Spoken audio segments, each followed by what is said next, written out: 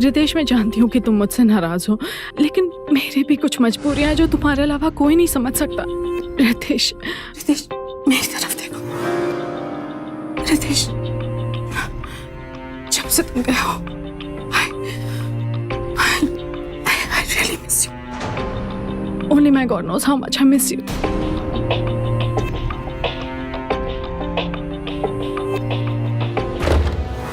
कौन हो तुम लोग? यहाँ अंदर कैसे? कौन हो तुम? कौन हूं मैं? ये जो तेरी बाहों में झूल रही है ना, इसका पति हूं मैं। पति? कहते हैं प्यार उम्र के दायरे से परे होता है, लेकिन रोजमर्रा की जिंदगी में हम ऐसे रिश्तों को किन नजरों से देखते हैं और तब क्या सोचते हैं जब हमें पता चलता है कि औरत ना सिर्फ लड़के से कई साल बड़ी है बल्कि शादीशुदा भी है। एक ऐसा ही वाकया इंदौर में रहने वाले 25 वर्षीय रितेश और अनुष्का के साथ हुआ,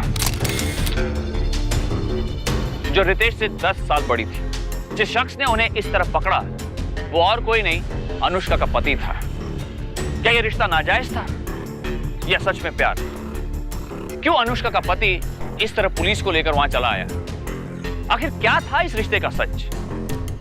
इन सारे उलझे हुए सवालों का सिरा रितेश को मिली रेडियो चैनल में पहली जॉब से शुरू होता है।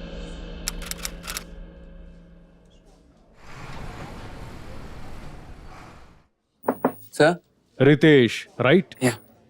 Welcome to String 95, Ritesh. Come. Yes. Sit.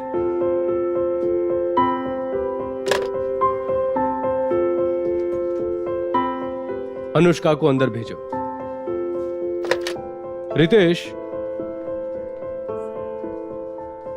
String 95 में तुम्हारा ये पहला दिन है, right? So I thought I must tell you कि ये मौका कितने कम लोगों को मिल पाता है। यू नो, लाइव ऑडियंस से बात करना, अगर कोई दर्द में है तो उसके दर्द पे मरहम लगाना, उससे एंटरटेन करना और किसी की खुशी को बढ़ाकर दोगुना चौगुना कर देना, ये कम बड़ी बात नहीं है। और बिना ज्ञान बांटे लोगों को इन्फॉर्म भी करना। Information, entertainment and education, it's a big responsibility, right? Yes, sir. Come Anushka. Hi. Well Anushka, ये रितेश है, हमारा न्यू आरजे। Hi. और रितेश, ये अनुष्का, हमारी प्रोग्रामिंग हेड और तुम्हारी immediate boss. Hello. Hi Ritesh, welcome to the station. Yeah. Anushka, इसे इसके काम के बारे में बताओ, श्योर। क्योंकि अगर ये मेरे साथ बैठा रहा तो इसे आज ही रिजाइन करना पड़ जाएगा। सो should I show you around? Sure. Come on.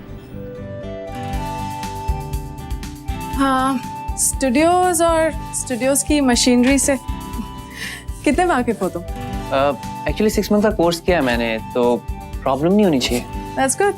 So should we check out the studios first? This Sure, way. sure. Yeah.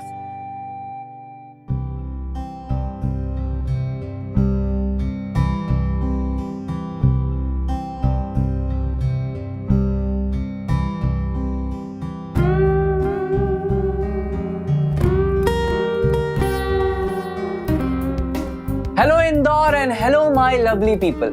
String 95 FM पर एक नई आवाज आपका तहे दिल से खुशामदीद करती है और ये वादा करती है कि अब से ये आवाज आपके जिंदगी का एक अहम हिस्सा बन जाएगी। तो चलिए इस नए दोस्ती के नाम स्ट्रिंग 95 का ये पैगाम।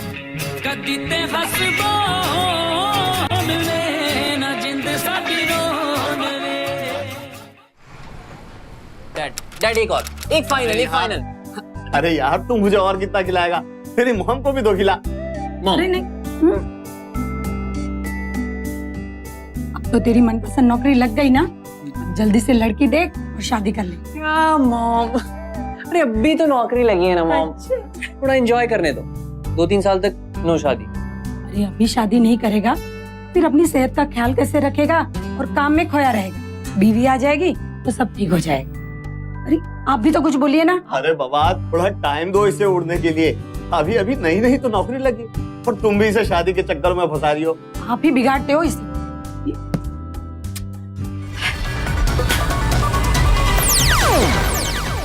हेलो इंदौर, आपके सामने एक और बहुत अच्छा गाना मैं सुनाने जा रहा हूँ।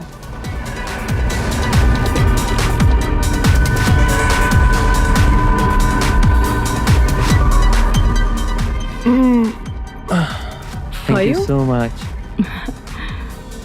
All good? Yeah. See you.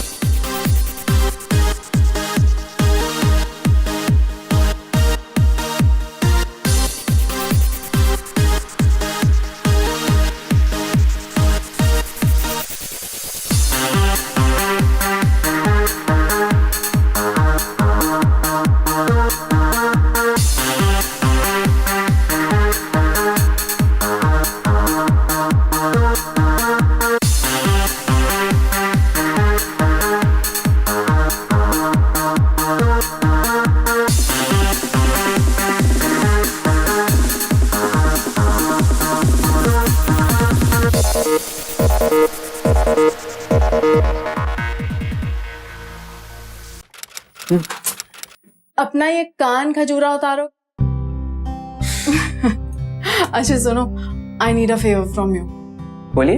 मुझे आज ना एक बहुत जरूरी काम से घर जल्दी जाना होगा। You do it for me What? Please. देखो ना, ये है कल का प्रोग्रामिंग स्केड्यूल। मैंने सब कुछ वर्कआउट कर दिया है, बट इसको बस I have to just format it. हो जाएगा? हाँ कर दूंगा। Great, super, you are such a sweetheart, thanks a million. अच्छा ठीक है, मुझे लेट हो रहा है, मैं चलती हूँ। Okay. ठीक है, I will see you then. मैं लैपटॉप यहीं छोड़ के जा हाँ रही मैं हूँ। देख Alright. लूंगा।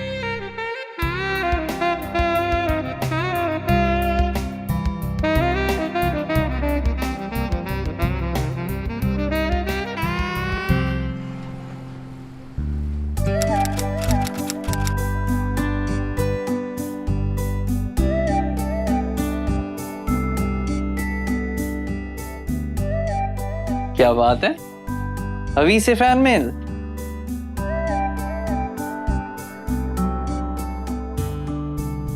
ये थैंक्स किस बात के लिए?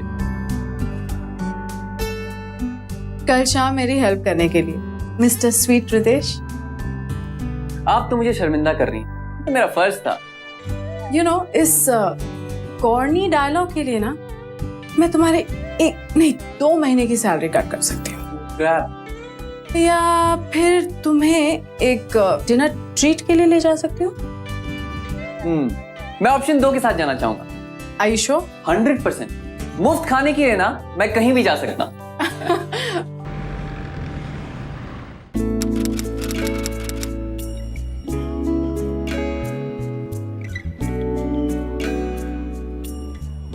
आई think I am done. Yeah same here.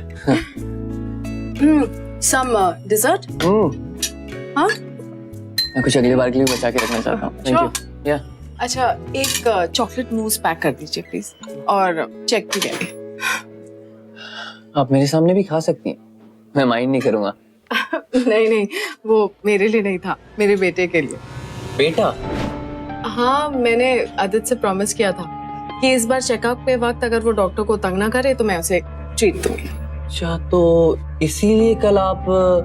हाँ, इसलिए मुझे कल जल्दी जाना पड़ा था। वैसे हुआ क्या आपके बेटे को? उसे कॉन्जेनिटल हार्ट डिजीज है। उसके दिल में एक छेद है, इसलिए टाइम टू टाइम चेकअप बहुत जरूरी होता है। और अगर मैं कल का अपॉइंटमेंट मिस कर गई होती ना, तो पता नहीं दोबारा कब अपॉइंटमेंट मिलता। एंड दैट्स व्हाई कल तुम्हारा हेल्प करना, it meant so much to me. Thanks. That's not a problem. If you don't mind, आपके हस्बैंड का आउट ऑफ स्टेशन है? No, he is out of my life. हम दोनों अलग हो चुके हैं। I'm so sorry, मुझे। No, that's okay. पता नहीं क्यों रितेश, पर मुझे ना तुमसे एक बहुत अच्छी वाइब आती है। I mean, I'm so comfortable with you, like a friend. Thanks for being a friend.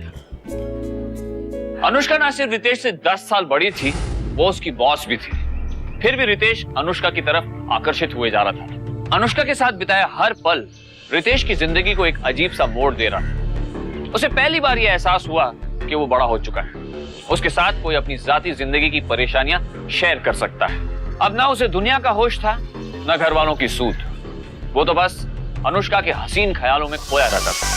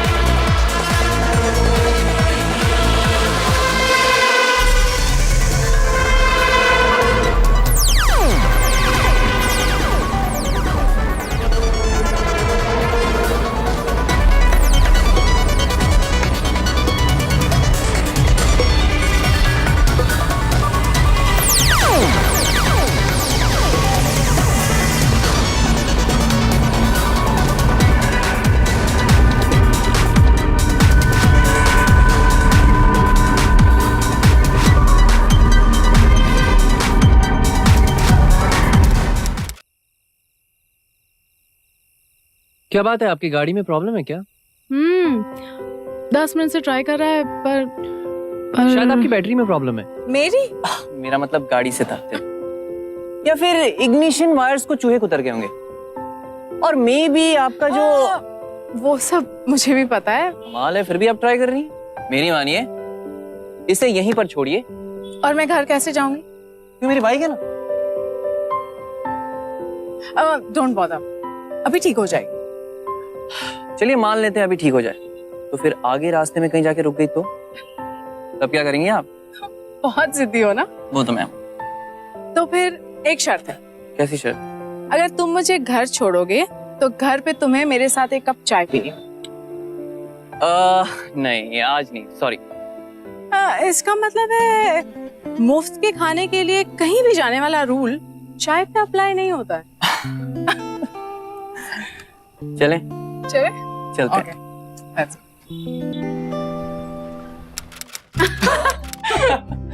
अच्छा सुनो, Oh my मैं God. तुम्हारे लिए चाय बनाती हूँ। हाँ श्योर। हाँ? अरे आपका बेटा कहाँ है? अरे वो अपनी मासी के यहाँ गया हुआ है, उसकी नानी आउट ऑफ टाउन है ना। अच्छा गिव मी 2 मिनट्स, मैं अभी आती हूँ। श्योर।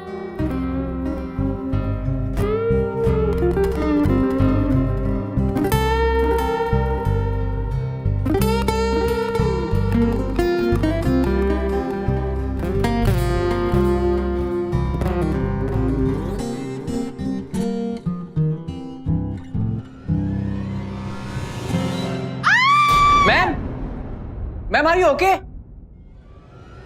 मैम अंधेरे से बहुत डर लगता है रितेश।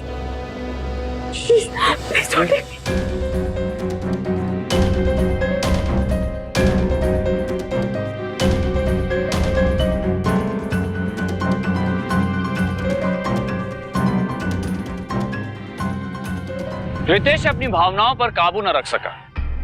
उसने सपने में भी नहीं सोचा था वो अनुष्का के साथ ऐसा रिश्ता कायम कर लेगा। क्या ये सिर्फ उस एक पल की कमजोरी का नतीजा था, या फिर इतने दिनों महीनों से बढ़ रहे आकर्षण ने आखिरकार रितेश के संयम का बांध तोड़ दिया? और सबसे बड़ा सवाल इस वाक्य के बाद यह था कि रितेश के लिए क्या अनुष्का महज आकर्षण ही था, या वो सचमुच अनुष्का से प्यार करता था? उम्र की सारी सीमाओं को लांघ चुका यह रिश्ता आखिर किस ओर बढ़ रहा था?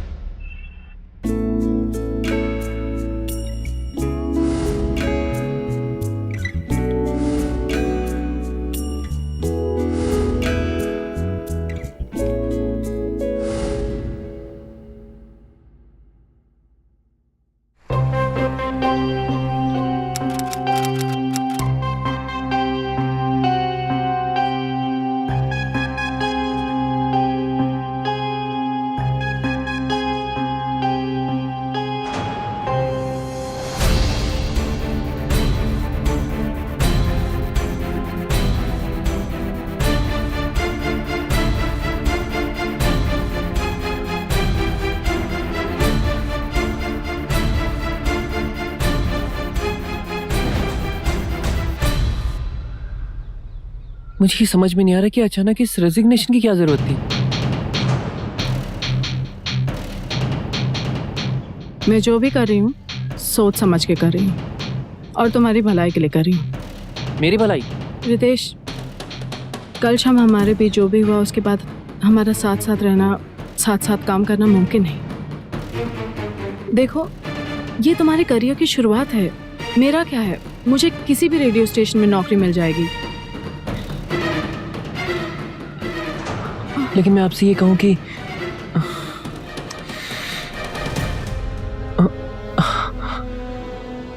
that I love you.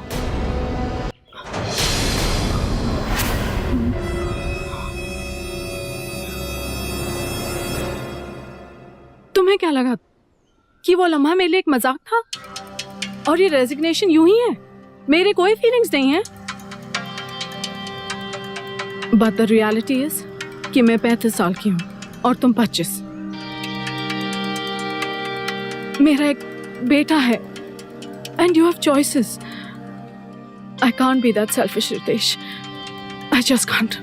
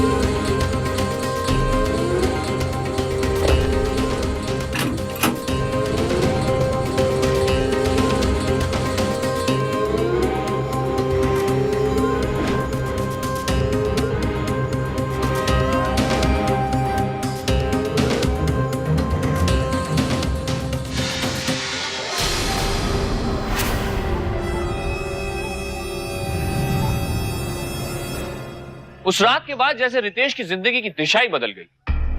उसकी हर सांस, हर सोच अनुष्का के इर्द गिर्द ही घूम रही थी। जैसे वो किसी ऐसे भूल भुलैया में भटक गया हो जिसके हर दरवाजे के पीछे बस अनुष्का खड़ी।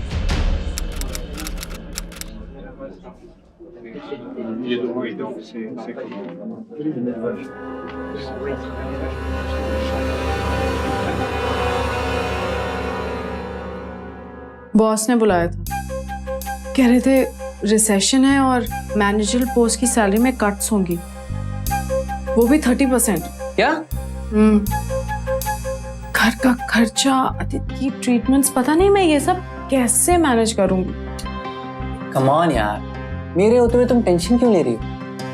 लेकिन अगर तुम्हारी सैलरी कट हुई तो हम सब की भी कट हो गई ना। अरे नहीं, तुम आरजेस को कोई टेंशन नहीं है, तुम तो इस रेडियो स्टेशन की आवाज हो। डोंट वरी अनुष्का, हम जो है ना, और जैसी भी है, जितनी भी है, मेरी सैलरी भी तो तुम्हारी है ना।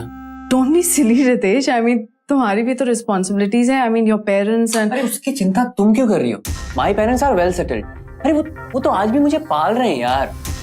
मेरे ऊपर कोई रिस्पॉन्सिबिलिटी नहीं है। अगर तुम मौका दो तो मैं थोड़ा रिस्पॉन्सिबल जरूर हो सकता हूँ।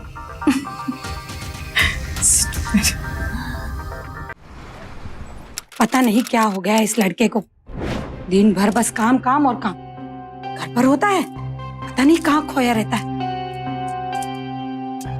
शादी हो गई होती तो कम से कम जिम्मेदारियों का ख्याल तो होता, पर नहीं।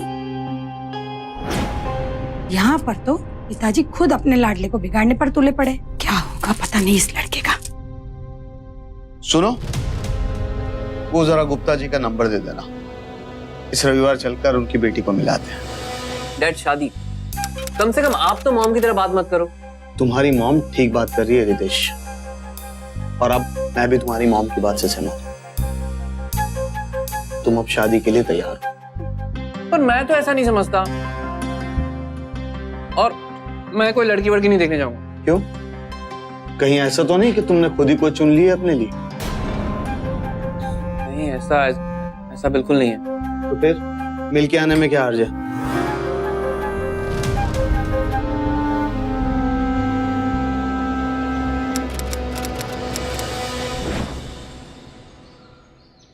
मैंने तय कर लिया है, मैं मॉम डैड को तुम्हारे बारे में सब कुछ बता दूंगा। और वो खुशी खुशी मुझे अपनी बहू बना देंगे। बच्चों जैसी बातें मत करो Ritesh. They will never accept me. अरे यार वो एक्सेप्ट करे या ना करे, मैं तो एक्सेप्ट करता हूँ ना। For God's sake Ritesh, think about it. वो इतने दिनों से तुम्हारे लिए एक लड़की खोज कर बैठे हैं, जिसके फ्यूचर के लिए इतना प्लान्स बनाया हो, और अचानक उनको पता चलता है कि तुम एक 10 साल बड़ी डिवोर्सी से शादी करने वाले हो, तो वो कितने शॉक्ड होंगे। अरे यार तो तुम ही बताओ ना क्या करूं। मैं क्या बताऊं? बी अ मैन, मर्द हो, मर्द की तरह डिसीजन लेना सीखो। हर बात में आदित्य की तरह मेरे पीछे पीछे मत आ जाया करो।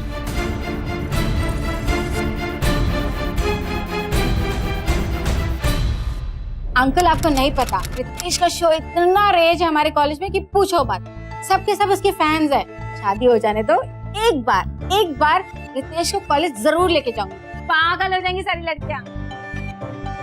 मैंने तुम्हें सब कुछ सच सच बता दिया।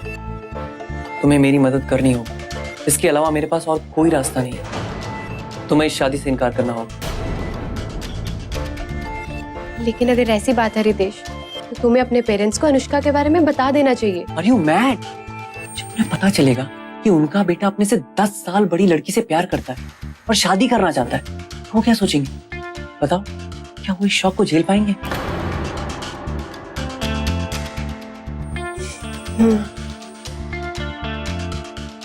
ठीक है, मैं तुम्हारी मदद करूंगी, लेकिन एक शर्त पर। क्या?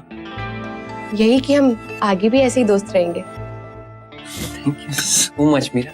Thanks sir.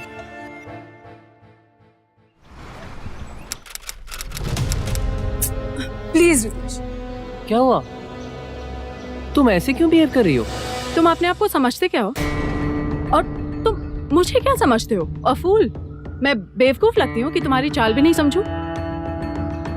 अरे कैसी चाल? What are you talking about? Knock it off Ritesh, मैं सब जानती हूँ। तुम कल उस लड़की से मिलने गए थे ना? और हाँ, बदकिस्मती से वो पसंद नहीं आई, नहीं तो अभी तक तुम अपने माँ बाप के अच्छे बेटे बनकर उससे शादी कर लिए होते। अरे यार मुझे समझ नहीं आ रहा। अरे तुम ही ने तो कहा था कि मर्द बनो और मर्द की तरह डिसीजन लो। ऑफ कोर्स, एक टिपिकल मर्द जैसा ही डिसीजन लिया है तुमने, और अब यहाँ आ गए हो सैक्रिफाइस का ड्रामा करने कि मेरे लिए तुमने एक यंग और खूबसूरत लड़की को ठुकरा दिया। अरे यार अगर ऐसा होता तो मैं क्यों उसके पास जाता? क्यों कहता कि मैं उससे शादी नहीं कर सकता? क्योंकि मैं तुमसे प्यार करता हूँ।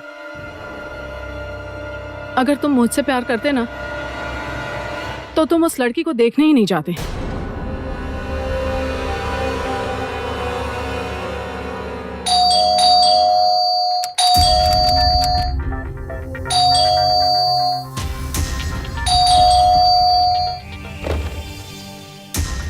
Ritesh, stop it. तुम सही थी, मुझे वहाँ जाना ही नहीं चाहिए था। अरे प्लीज मेरी बात सुनो। क्रिएट करने की जरूरत नहीं है। आदित्य, अरे चाकने दो। तुम सही थी, मुझे वहाँ जाना ही नहीं चाहिए था। मैं पागल हो गया था, लेकिन आगे से ऐसा कुछ नहीं हुआ। प्लीज सुनो मुझे। आगे से मैं कहीं नहीं जाऊंगा। आई प्रॉमिस, मैं तुम्हारी हर बात मानूंगा। मैं तुम्हारी हर बात मानूंगा डियर। प्लीज मुझे इस बार माफ कर दो। प्लीज मुझे माफ कर दो। प्लीज मैं तुम्हारे बिना नहीं जी सकता। प्लीज मुझे माफ कर दो। प्लीज डियर, प्लीज मुझे माफ कर दो।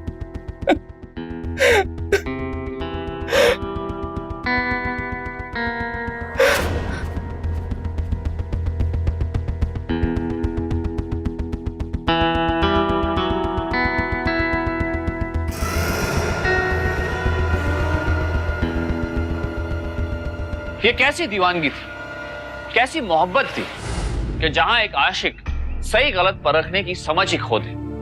अपनी माशूका को मनाने के लिए अपना आत्मसम्मान भी दांव पे लगा दे।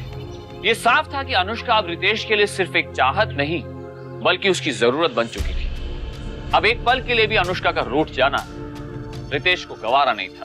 आलम यह था कि अब अनुष्का की हर परेशानी रितेश की हो चुकी थी और अनुष्का से जुड़ी एक ऐसी ही परेशानी रितेश का इंतजार कर रही थी। तुमसे ना बात करना ही यूजलेस है। क्या बात है, किसका फोन था? अरे जान बताओ तो सही। कुमार, मेरे एक्स हस्बैंड। क्यों फोन किया था उसने? उसने मुझे फोन नहीं किया था, मैं नहीं किया। एक्चुअली आदित्य को ना एक छोटी सी सर्जरी की जरूरत है, मेरे पास बिल्कुल पैसे नहीं, तो मैंने सोचा शायद अपने बेटे, लेकिन खुद कर्ज आदमी को ना अपने अलावा कुछ सोचता ही नहीं। कितने पैसे की जरूरत है? इट्स ओके रितेश, रकम बहुत ज्यादा है, तुम्हारे पास भी नहीं होगी। अरे यार बताओ तो सही। Are you sure? या 2 lakhs. 2 lakhs। एक काम करो, अब भी अपना अकाउंट नंबर मुझे मैसेज करो। Are you really sure? या Okay. Ritesh, I really want to thank you. तुमने जो मेरे लिए किया है ना, हमारे लिए नहीं, हमारे लिए Anushka. Hi Ritesh, oh hi Meera. How are you? I'm good, how are you? Very good. तो यहाँ कैसे? बस अपनी फ्रेंड के साथ। और तुम? बस ऐसे ही आया था। और अकेले आए हो? नहीं, अनुष्का भी है ना। अनुष्का, वाओ, तो मिलवाओगे नहीं? मिलवाऊंगा यार, चलो मिलवाता हूँ। हाँ अनुष्का,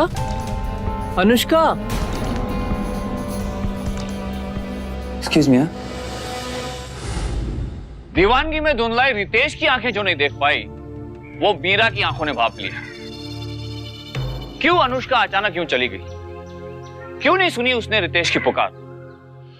इस तरह के कुछ सवाल उठे मीरा के दिमाग में और उसे शक हुआ कि रितेश और अनुष्का के रिश्ते में कुछ ना कुछ गड़बड़ जरूर है।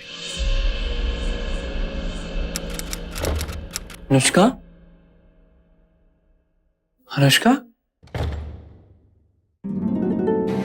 ये क्या होलिया बना रखा है? क्या हो गया तुम्हें? Ritesh, I'm sorry Ritesh.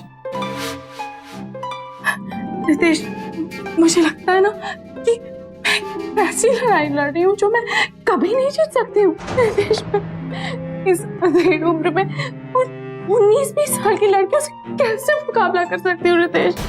रितेश, पर मैं तुम्हारे लिए ना सब कुछ चेंज कर दूंगी। I'll change everything. प्लीज तुम मुझे छोड़ के मत जाना रितेश, प्लीज।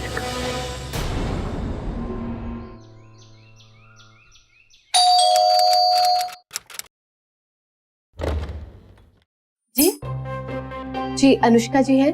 मैम साहब तो कुछ काम के लिए बाहर गई है, लेकिन हाँ आधे घंटे में आ जाएगी। ठीक है, मैं अंदर बैठ के वेट कर लूं? हाँ आइए ना, आइए। आप बैठिए, मैं आपके लिए पानी लाती हूँ। जी। हेलो। आप आदित्य हो ना? आपको कैसे पता है? मुझे तो बहुत कुछ पता है।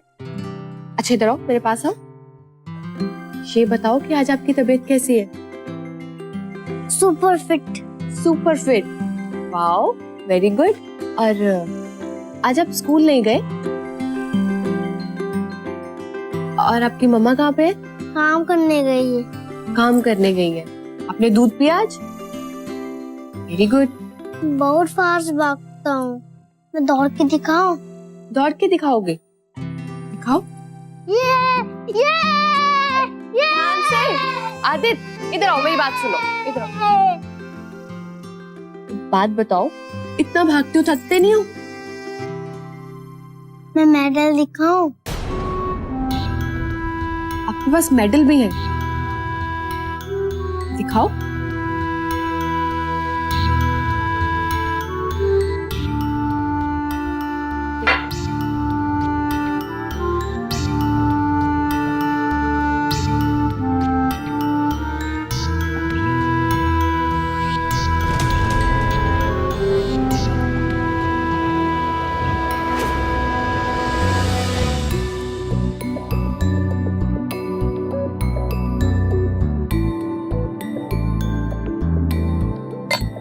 ये सब आपके हैं?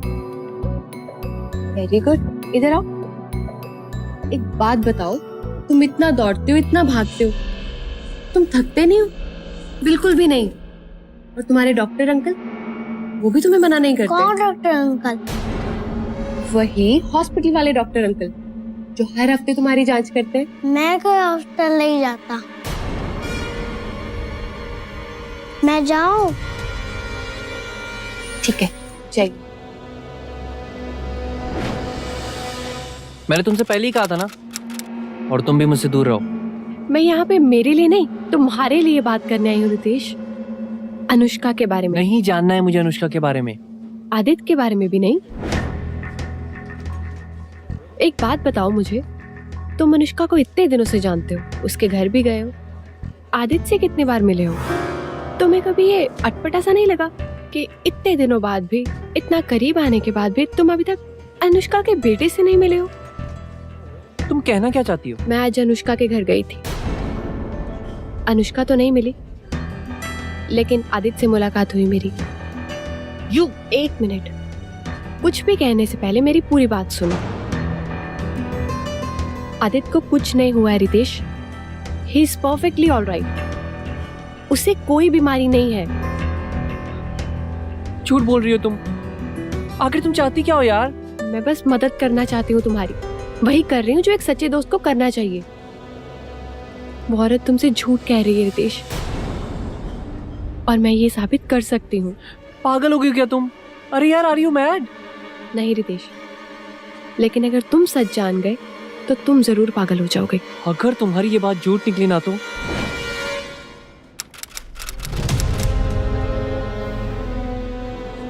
नहीं नहीं, वो मेरे लिए नहीं था, मेरे बेटे के लिए। उसे कॉन्जेनिटल हार्ट डिजीज है, उसके दिल में एक छेद है, इसलिए टाइम टू टाइम चेकअप बहुत जरूरी होता है। एक्चुअली आदित्य को ना एक छोटी सी सर्जरी की जरूरत है, मेरे पास में बिल्कुल पैसा नहीं।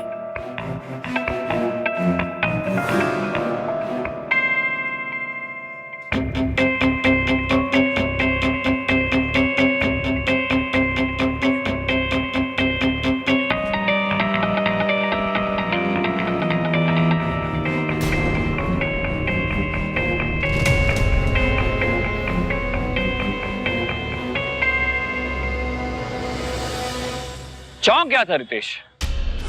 पिछले 11 महीने से अनुष्का को अपनी सैलरी का बड़ा हिस्सा दे रहा था, ये सोचकर कि अनुष्का रिसेशन की शिकार है। लेकिन असलियत में अनुष्का की सैलरी कम होने की बजाय बढ़ रही थी। ऊपर से मीरा ने अनुष्का के बेटे आदित्य की सच्चाई से पर्दा उठा दिया।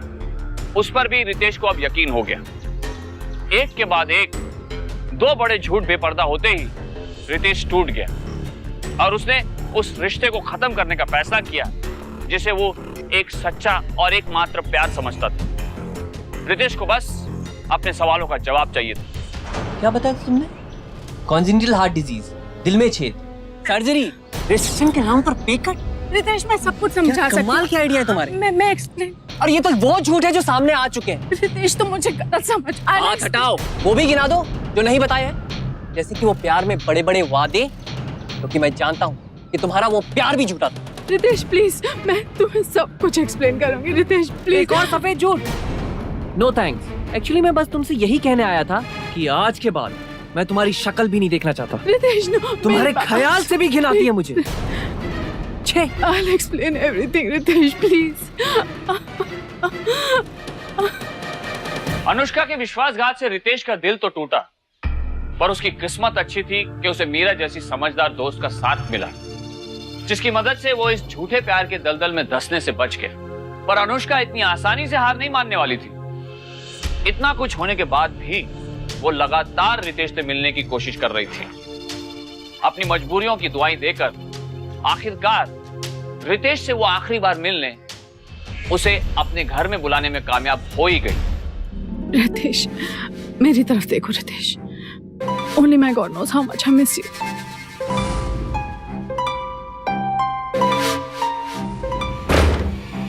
कौन हो तुम लोग? यहाँ अंदर कैसे? कौन हो तुम? कौन हूं मैं?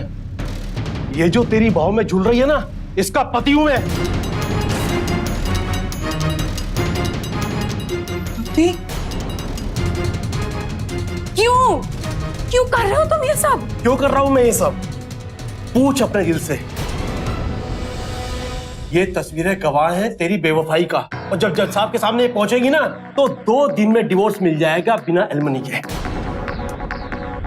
मैं सोच भी नहीं सकती थी कि तुम इस हद तक गिर सकते हो। और मैं भी नहीं सोच सकता था कि तू इतनी बुरी तरह गिर सकती है। जब ये पिक्चर जज साहब के सामने जाएंगी ना तो साफ पता लग जाएगा कि कौन कितना गिरा हुआ है। क्या क्या चाहिए क्या तुम्हें? डिवोर्स के बाद एलिमनी की जो पैसे भरने हैं 25 लाख चाहिए। 25 लाख?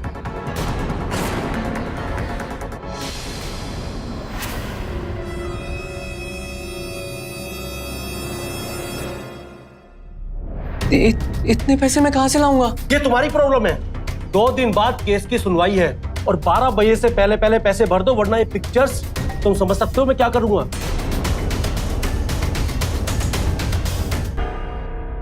कोई रास्ता नहीं है मेरा। All over. I'm totally finished now. Ritesh, एक बात मेरे दिमाग से कब से खटक रही। क्या नाम बताया था तुमने उस इंस्पेक्टर का? प्रजापति। हाँ, उसका नाम प्रजापति था। प्रजापति। 1 मिनट। क्या कर रही हो? अरे क्या कर रही हो? 1 मिनट रितेश।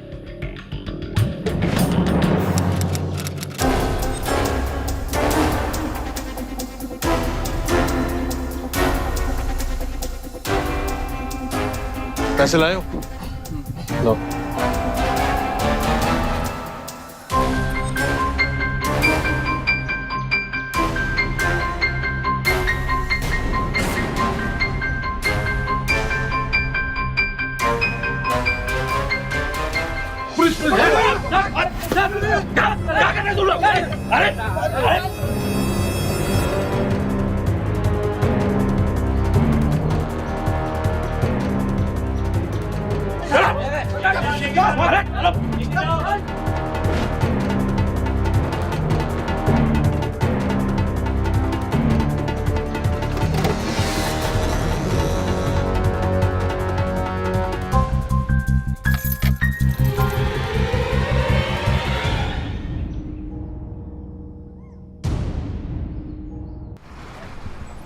ये मेरा पति कुमार नहीं है। मेरे पति तो मुझे बहुत पहले ही छोड़कर चले गए थे। हमारे बीच बहुत अनबन थी क्योंकि उन्हें मेरे खर्चे बेफिजूल लगते थे और इसीलिए हमारे बीच बहुत लड़ाइयाँ होती थी। और फिर एक दिन उन्होंने मुझे डिवोर्स देने की सोची और मुझे लगा कि मैं इतने खर्चे किस तरह संभालूंगी। तब रितेश को अपने रेडियो स्टेशन में देखा और मुझे एक तरकीब सूझी। मैंने इसे अपने प्यार में फंसाकर इसे पैसे लेने लगी। फिर एक बड़ी रकम के इरादे से इसे ब्लैकमेल करने का प्लान बनाया। नकली एसीपी, नकली कांस्टेबल और सबसे चौंकाने वाली बात, नकली पति। सारे पत्ते खुल चुके थे। गुनहगार ने अपना गुनाह भी कबूल कर लिया था। आईपीसी की धारा 415 के मुताबिक किसी को ठगना या किसी की संपत्ति पर कब्जा करना जुर्म है। रितेश को अपने प्यार के झांसे में डाल के उसे ठगने के आरोप में अनुष्का को भी इसी धारा 415 के तहत 1 साल की जेल हुई और उसे जुर्माना भी भरना पड़ा। अनुष्का के साथियों को भी उसके प्लान में शामिल होने और ढोंग रचने के जुर्म में धारा 419 के तहत जेल हुई। दूसरी तरफ रितेश ने मीरा के साथ अपनी नई जिंदगी की नई शुरुआत की, क्योंकि वही उसके लिए एक आदर्श पत्नी साबित हो सकती थी, जिसने इतनी बड़ी मुसीबत से निकलने में उसकी एक अच्छे दोस्त की तरफ मदद की थी। एक युवक जब जवानी की दहलीज पर कदम रखता है तो अक्सर एक जोश की लहर पर सवार होता है। न जज्बात पर काबू, न विचारों में ठहराव। इस उम्र में अक्सर खुद पर भरोसा भी जरूरत से ज्यादा होता है। ऐसे में भारी दुनिया के तमाम आकर्षणों से गिरकर कदम बहकते देर नहीं लगती। युवा अवस्था में प्रवेश कर रहे नौजवानों से हम आग्रह करते हैं, सचेत रहिए। आजादी और जिम्मेदारी के बीच सही संतुलन बनाए रखिए। घर के बड़े बुजुर्गों के साथ अपनी मुश्किलों को बांटिए और अनुष्का नुमा फंदों से सावधान रहिए। अब मुझे दीजिए इजाजत, फिर होगी आपसे मुलाकात एक ऐसी ही सच्ची घटना के साथ। तब तक सावधान इंडिया, इंडिया फाइट्स बैक। तो सावधान